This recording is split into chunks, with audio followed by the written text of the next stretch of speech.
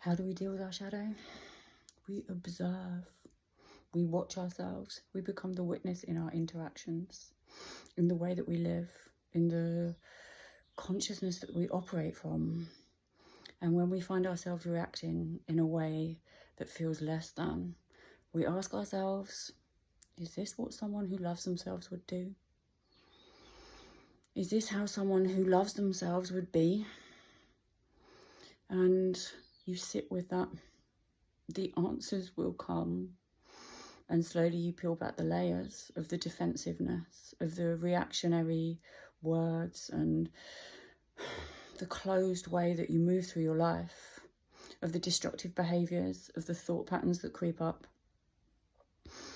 And you take that off of yourself and you create yourself to be a person who loves themselves. And once you have done that, and it's a continual process, it's not like it ever stops, this self-observation, because there are ways of being that try to creep back in as you move closer to enmeshing with higher versions of your spirit. And as you begin to achieve that, there are forces in this world that don't want that. And the destructive behaviours will try to come back in. The temptations will try to come back into your life. And self-observation is always key.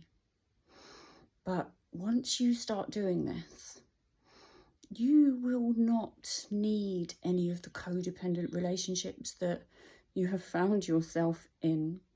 You will stop needing people to be a certain way to make you feel better, because you're making you feel better in your own way. You've taken the power back into yourself. And then you're able to love them in a much freer way too. You're able to decide how you want to interact with them, if you want to interact with them, the level of relationship that you want with them. It has such a widening effect on everything within your life and the lives of those around you, because you're not just touching your own self by doing this. You are touching the lives of the people you come into contact with all of the time. The biofield connects with other people's biofields and energetically engages them. And according to the work that you're doing or not doing, it will either uplift and energize them and empower them to do the same, or you're going to pull them down.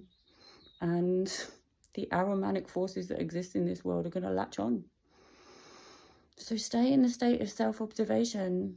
Start there.